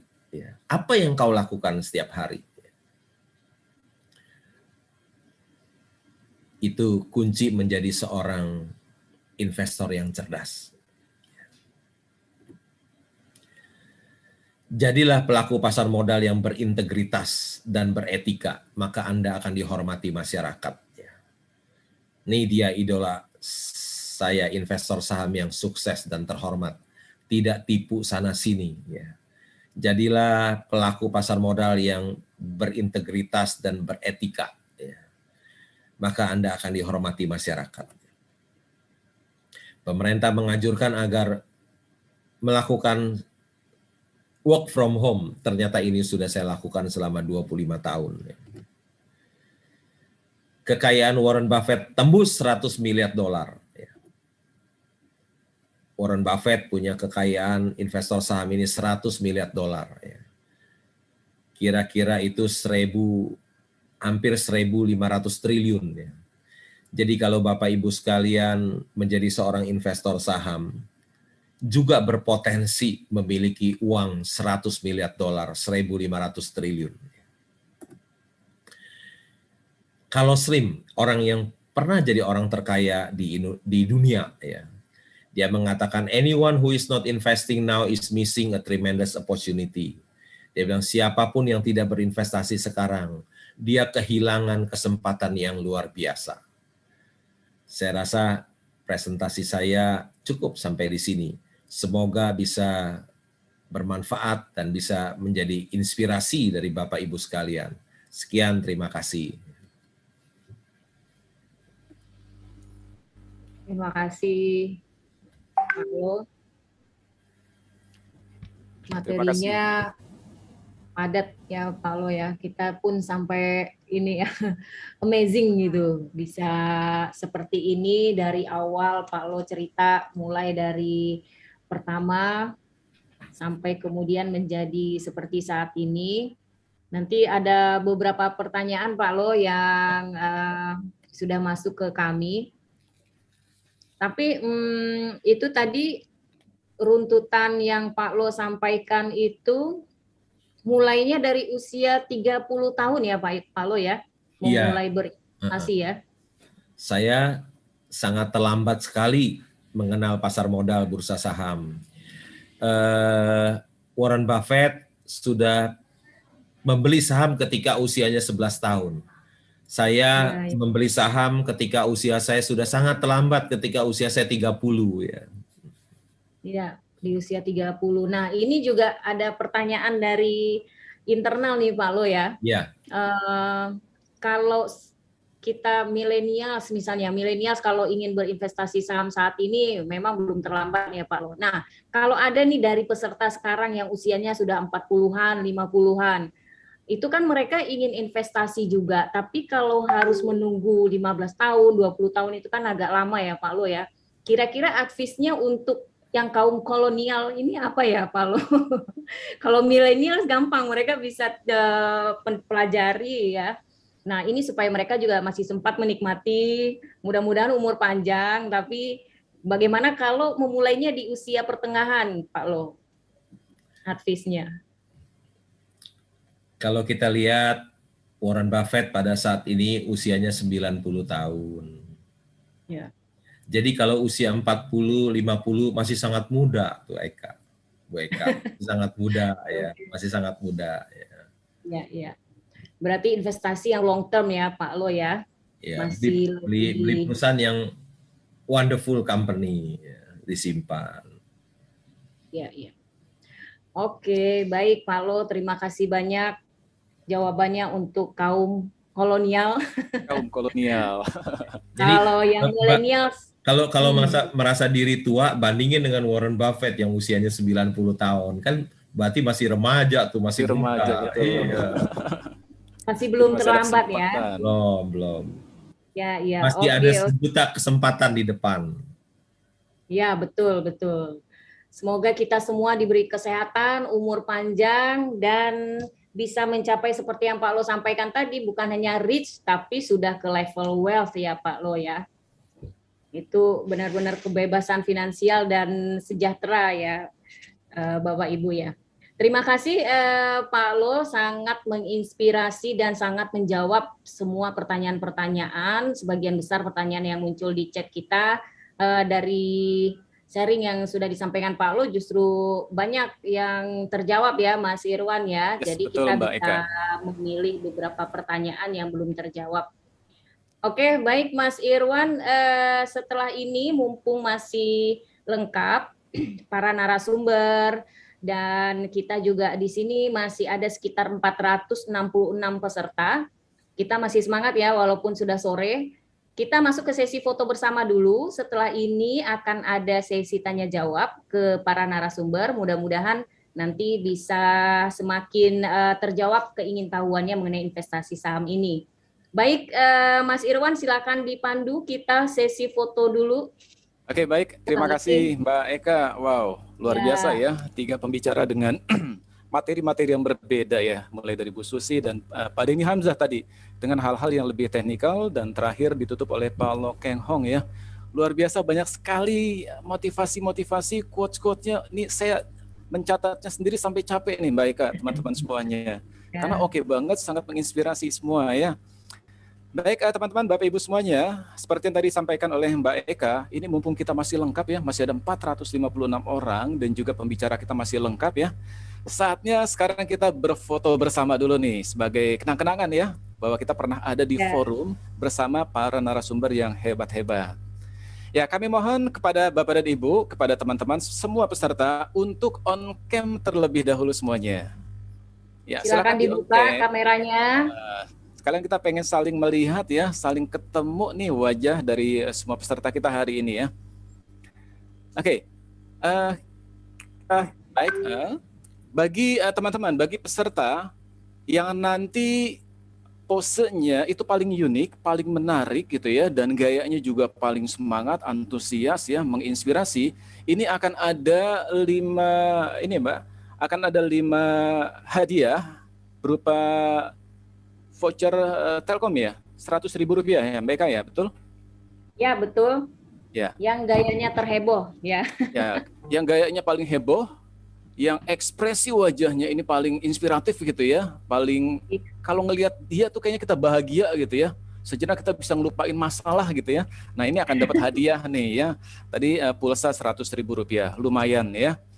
Teman-teman siapkan pose terbaiknya, gerakan-gerakan yang paling semangatnya gitu ya. Nanti ada tim dari Ekonan yang akan melihat, yang akan memilih siapa yang paling oke, siapa yang paling heboh, siapa yang paling inspiratif gerakan dan juga ekspresi wajahnya. Saya akan hitung 3 hitungan ya. Mulai dipikirkan kira-kira ekspresi wajah seperti apa ya dan gerakan seperti apa nih ya, supaya saya bisa menang nih, dapat voucher, dapat pulsa 100.000 ya. Oke. Jangan lupa juga tunjukin juga tangannya ya. Karena selama webinar kita cuma kelihatan setengah badan ke atas nih ya.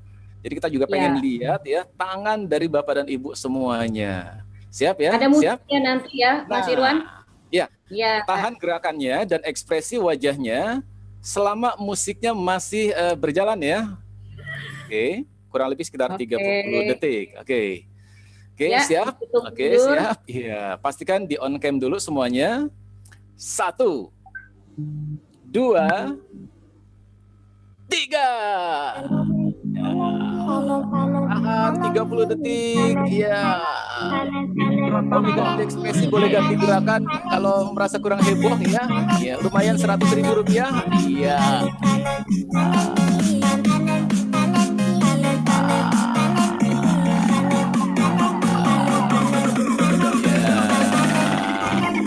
Baik, tim panitia sudah selesai 30 detik. Musiknya masih jalan. Oke, sudah selesai. Baik, terima kasih Bapak Ibu semuanya. Nanti akan dipilih 5 orang yang paling heboh, yang paling ekspresif, dapat hadiah Rp100.000 berupa pulsa ya.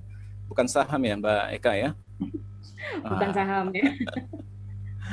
Oke, Mas Irwan, kita lanjut.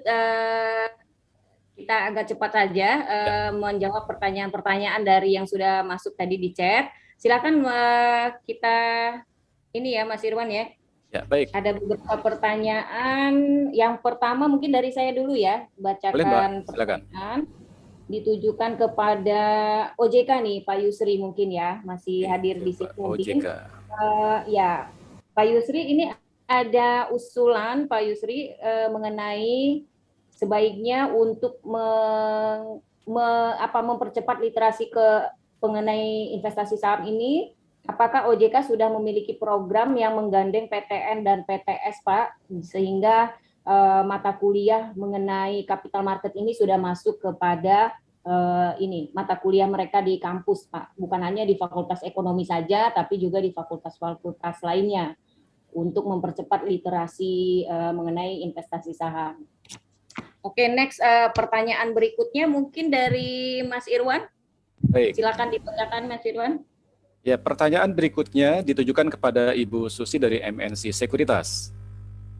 Apa sih kelebihan MNC Sekuritas dalam berinvestasi? Ya, pertanyaannya singkat ya, tapi ini sangat-sangat berbobot nih. Oke. Pertanyaan ketiga, Mbak Eka, langsung dijawab atau kita bacakan dulu semua pertanyaannya? Boleh dibacakan dulu, Bacakan lagi ya, baik. Pertanyaan berikutnya ini kepada Pak Lo nih. Pak Lo ada yang bertanya, mengapa analisis fundamental tidak terlalu mempengaruhi analisis teknikal? Contoh yang saat ini sedang ramai yaitu saham Bukalapak. Padahal laporan laba ruginya ini rugi sampai saat ini. Bagaimana pendapat dari Pak Lo? Ya. Oke, mungkin kita persilakan dulu untuk dijawab, Mas Irwan. Ya, boleh. Pertama tadi dari OJK ya. Ya, ditujukan kepada OJK pertanyaannya. Pak Yusri, mungkin silakan Bapak. Baik, terima kasih. Baik, Pak Irwan. Ini usul ya. Sebetulnya kami sudah punya program secara rutin melakukan edukasi kepada masyarakat gitu. Semasa pandemi ini kita juga melakukan edukasi melalui daring ya. Kami melibatkan tidak saja hanya melibatkan industri jasa keuangan, bursa efek, perusahaan sekuritas, tetapi kami juga melibatkan beberapa perguruan tinggi gitu. Nah, di tempat saya yang sebelumnya, ya, peran perguruan tinggi untuk mengedukasi masyarakat ini memang sangat strategis gitu, karena mereka ada di tengah-tengah masyarakat, selalu hadir di tengah-tengah masyarakat. Nah, di Sumatera Barat tentunya juga nanti saya belum mendapat informasi, tapi saya yakin bahwa teman-teman di Sumatera Barat juga sudah bergandengan tangan dengan beberapa perguruan tinggi yang ada di Sumatera Barat gitu. Saya pernah juga di Sumatera Barat dengan baru satu perguruan tinggi ya, karena baru relatif 1 bulan ya, kami melakukan kegiatan edukasi kepada mahasiswa, tentunya juga dengan peran mahasiswa nantinya kita harapkan juga bisa menyebarkan informasi-informasi yang mereka dapat dari narasumber nantinya gitu. Terima kasih masukannya, Mbak. Oke, terima kasih Pak Yusri. Mungkin sebetulnya memang sudah banyak juga Pak, dari Pak Wadek juga tadi sudah menyampaikan ada GIBE juga ya Pak ya di kampus, jadi literasinya sudah mulai masuk ke kampus ya sebetulnya ya Pak ya. Baik, mungkin dua pertanyaan untuk Pak Lo, mungkin bisa dijawab Pak Lo. Silakan Bapak. Yang satu bukan saya, yang nomor 2 Bu Susi. Oh iya, Bu Susi dulu ya. Silakan Bu Susi dijawab dulu pertanyaannya. Ya, izin Pak Lo. Aduh, harusnya Pak Lo duluan nih, biar saya belakangan. Baik, apa sih kelebihannya MNC Sekuritas dibandingkan yang lain? Oh, banyak ya kelebihannya. Saya bisa 30 menit cerita ini, tapi saya berusaha pendek aja. Jadi satu, MNC Sekuritas ini sudah ada di Indonesia dari 1989 dan belum pernah ganti pemilik. Ya, sangat jarang bisa dicari perusahaan sekuritas yang masih eksis selama 31 tahun di Indonesia. Yang lain kebanyakan udah ganti pemilik karena mereka nggak bisa komit terhadap perkembangan pasar modal Indonesia. Lalu kami juga mengklaim kami punya point of sales yang terbanyak di seluruh Indonesia. Tadi saya sempat mention kita ada 148 point of sales di seluruh Indonesia dari Aceh sampai Papua. Jadi Bapak Ibu bisa bayangin dulu sebelum ada pandemi itu saya bisa setiap hari saya terbang berkunjung ke cabang-cabang. Saya udah janjian sama Pak Lo nanti kalau udah nggak ada pandemi Pak Lo mau saya ajak ke Aceh, makannya Aceh ya Pak Lo ya. Jadi di seluruh Indonesia itu ada bendera-bendera MNC Sekuritas. Kenapa? Karena kita adalah perusahaan sekuritas lokal yang punya komitmen untuk memerah putihkan pasar modal Indonesia. Jadi dari 100 perusahaan efek di Indonesia, ada 30 diantaranya asing, tapi tentunya kalau kita punya cabang seluruh Indonesia, ini kan maintenance-nya susah ya, mahal juga gitu kan, tapi kita punya komitmen untuk kontribusi pasar modal. Yang ketiga, kita punya yang namanya online trading MNC Trade. Ini yang kita klaim sebagai online trading yang tercanggih. Kenapa? Nah, ini dia kenapanya. Ini bisa mengentertain semua tipe nasabah dari yang milenial sampai yang advance. Sekarang ini banyak perusahaan sekuritas yang mengeluarkan platform yang mudah. Katanya milenial, tadi kan katanya mereka takut investasi. Kenapa? Ribet. Sistemnya itu intimidating gitu. Banyak angka-angka merah, hijau, kuning gitu kan. Itu apa sih gitu. Jadi mereka bikin platform yang gampang supaya milenial ini mau masuk. Tapi setelah 1 tahun milenial masuk, mereka mulai jadi investor yang lebih advance. Tentunya mereka perlu fitur-fitur yang lebih canggih dong. Ya, ikut teorinya Pak Lo, pengen tahu yang PBV-nya murah yang mana aja sih gitu loh. Nah, ini belum tentu ada, tapi di MNC Sekuritas kita punya gitu ya. Jadi kita punya fitur-fitur yang lengkap untuk semua tipe investor, mulai dari yang newbie sampai advance. Bahkan kita juga punya pertama kali yang namanya selain yang syariah, kita punya yang namanya filantropi. Jadi MNC Sekuritas juga pertama kali kerjasama dengan Rumah Zakat kita punya produk selain pegadaian yang ada di sistem kita juga ada wakaf, infak dan zakat saham ya. Jadi komplit all you can eat ada di platformnya MNC Sekuritas dan tentunya komitmen kami untuk merah putihkan pasar modal Indonesia ini rasanya yang harus di appreciate bahwa kita komit mengembangkan pasar modal Indonesia. Begitu Mbak Eka, terima kasih. Wow, Oke, luar biasa terima ya kasih. jawaban dari Bu Susi ya. Tadi ya teman-teman ya, poin-poin keunggulan MNC Sekuritas ya, Mbak Eka ya, luar biasa. Salah Ya, satunya betul. komitmen merah putihkan pasar modal di Indonesia. Keren banget. Terima kasih Bu Susi. Ya, jadi terjawab ya tadi millennials kalau ingin bermain saham, coba dulu untuk mendaftar di MNC Sekuritas. Oh, itu ada benefit, ada gimmick ya Mas Irwan ya dari MNC Sekuritas. Oh iya, Mereka betul. menyediakan ini ya, ada hadiah untuk yang mendaftar di MNC Sekuritas ya Mas Irwan ya. Betul. Oke, nanti coba kita ini bagi yang ingin mendaftar di platformnya MNC Sekuritas, mereka menyediakan nanti ada hadiah juga berupa voucher Shopee ya kalau nggak salah ya. Betul, ya. Ini ada link dan e-voucher ya, Shopee 80.000, free akun virtual trading dengan virtual deposit sebesar 100 juta dan tanpa minimum deposit awal. Ini dipersembahkan dari MNC Trade New ya. Luar biasa nih. Iya, Terima kasih Bu Susi. MNC Sekuritas. Oke, selanjutnya jawaban dari Pak Lo, kita persilakan. Kenapa berinvestasi di MNC? Saya salah satu nasabah Bu Susi. Ya. Hampir setiap hari saya bertransaksi di MNC Sekuritas. Ya. Ada webinar ini, jadi sesi 2 ini saya berhenti membeli atau menjual saham karena lagi webinar, jadi saya tidak melakukan transaksi di sesi 2 ini. Tadi pertanyaannya katanya Bukalapak rugi ya. Dan kalau tidak salah tahun 2018 itu rugi 2,2 triliun, 2019 itu rugi 2,7 triliun, 2020 1,3 triliun. Tadi saya paparkan investor yang cerdas itu dia membeli perusahaan dari orang yang dikelola oleh orang yang jujur dan berintegritas. Yang kedua, dia beli bidang usaha yang bagus. Yang ketiga, belilah perusahaan yang untung besar.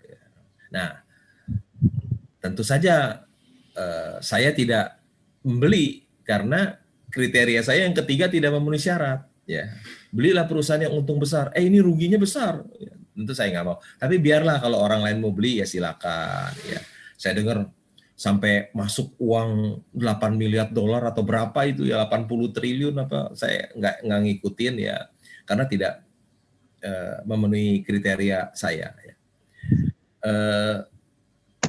Dalam valuasi juga tidak. Kalau kita lihat nilai buku per sahamnya hanya Rp21, ya. Harga saham yang dijual 850, tentu valuasinya bagi saya sangat mahal. Tentu saya tadi bilang investor yang cerdas itu membeli yang valuasinya murah, Mercy yang dijual harga Avanza. Jadi ada 2 kriteria yang tidak memenuhi kriteria saya. Tadi kan saya bilang, belilah perusahaan yang untung besar. Sedangkan tadi dikasih tahu, itu perusahaan yang rugi. Ya.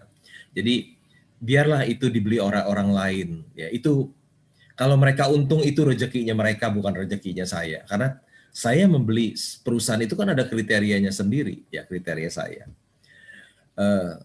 Tentu saja kalau ada masuk uang 22 triliun ke Bukalapak, tentu Bukalapak jadi perusahaan yang sangat sehat. Ada dapat duit rezeki nomplok kan 22 triliun. 22 triliun kalau saya beliin obligasi korporasi yang bagus, bunga 10% aja, udah dapat 2T, saya tidur aja dapat bunga 2 triliun kan, udah enak, udah pasti balik untung ya, karena itu rezeki yang luar biasa, bisa dapat go public, bisa dapat 22 triliun. Kalau tanya saya, tentu saja saya seorang investor yang konservatif, ada kriteria di dalam membeli saham. Salah satu kriteria beli perusahaan yang untung besar, beli yang valuasi murah, tentu tidak memenuhi kriteria saya. Jadi itu untuk orang lain, bukan untuk saya. Ya, itu rezekinya orang lain kalau dia naik. Demikian, Eka. Oke, baik Pak Lo. Terima kasih Pak Lo. Oke, ini ada pertanyaan, ini agak banyak Pak Lo, pertanyaan yang sejenis ini ya. Mungkin tergerak mereka ingin langsung praktek ya Pak Lo. Kira-kira nih Pak Lo, ada ada 5 pertanyaan yang mirip Pak Lo. Jadi mereka menanyakan jika mereka buka aplikasi untuk invest saham nih hari ini ya Pak Lo ya.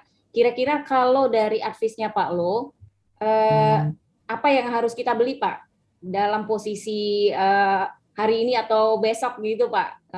Perusahaan apa yang rekomendasi Pak Lo nih? Ini banyak yang nanya soalnya Pak Lo. Kalau saya sebut nanti sahamnya melonjak gimana? Di-endorse oleh Pak Soal sama Ibu Pak ya. Lo jadi naik ya. Biasa saham-saham yang saya miliki langsung dia terbang lari ke atas, Iya. loncat dia. Banyak yang copy paste tuh. Saya tidak memberikan kail, saya tidak memberikan ikan, tapi saya memberikan kail, ya. Karena ikan itu hanya dimakan untuk beberapa hari saja. Tapi kalau saya memberikan kail, tentu saja bisa dipakai untuk seumur hidup. Ya. Iya, betul. Tadi kan saya sudah kasih tahu kalau beli saham, beli perusahaan yang dikelola orang yang jujur dan berintegritas. Belilah perusahaan yang bidang usahanya baik. Belilah perusahaan yang untungnya besar, yang bertumbuh, dan yang valuasinya murah. Dan mau jadi seorang investor yang cerdas, bacalah laporan keuangan. Itu kuncinya yang harus kita tahu. Ya, demikian. Ya. Itu yang harus dipelajari. Ya. Mau sukses Oke, jadi terima investor, kasih, baca Pak Lo. laporan keuangan. Ya, harus usaha dulu ya, dipahami dulu ya Pak Lo ya. Supaya kalau direkom-rekom orang nanti bermasalah. Iya, nanti apalagi kalau kita dengar bisikan orang, kita dengar influencer, ya. Padahal kita disuruh beli, padahal dia mau jualan, ya kan? Iya. Jadi kita harus tahu perusahaan ini perusahaan yang wonderful company, yang valuasinya murah. Ini yang kita beli adalah benar Mercy yang dijual harga Avanza, bukan sebaliknya. Ya. Biasanya influencer, tukang pom-pom saham itu jual Avanza harga Mercy kepada kita. Ya. Jadi harus berhati-hati. Kita harus tahu apa yang kita beli. Jangan pernah beli kucing dalam karung. Tadi di tembok dari kafe saham ada tertulis, Tuhan itu maha pengampun, tapi bursa saham tidak kenal belas kasihan. Dia tidak pernah memberi ampun kepada orang yang tidak tahu apa yang dia beli. Demikian, Eka. Iya, betul-betul Pak Lo. Jadi jangan mau yang instan dulu, tapi pelajari dulu ya Pak Lo ya. Ilmunya harus dapat, banyak-banyak baca ya Pak Lo ya. Oke, baik. Satu lagi pertanyaan kepada Pegadaian. Di sini ada pertanyaan mengenai jika kita dapat dividen dari saham yang kita gadai, apakah dividennya nanti akan ditahan? Ini mungkin kepada Pak Denny ya Pak ya. Ini lebih teknis Pak pertanyaannya. Kemudian jika kita tahu bahwa sahamnya itu nanti akan naik turun, harga mana nanti yang akan diakui dalam gadai efek? Gitu Pak Denny, mungkin lebih ke teknis, mudah-mudahan kalau sudah pertanyaan teknis ini biasanya sudah mau langsung aplikasi nih ya Pak ya. Silakan Pak Denny. Baik. Ya, makasih. Mas siapa lagi masih pertanyaan? Baik, saya jawab Mbak Eka. Jadi untuk harga pengajuan gadai, ya kita menggunakan harga rata-rata 5 hari terakhir. Kenapa begitu? Karena kan di bursa saham ini kan harga berfluktuasi ya Mbak Ika. Ya sehingga bisa saja mungkin di hari keempat, hari kelima, mungkin 2 hari terakhir harga sahamnya digoreng tinggi gitu ya. Nah, jadi kan itu agak rancu. Jadi kita gunakan harga rata-rata 5 hari. Nah, jadi untuk rekan-rekan investor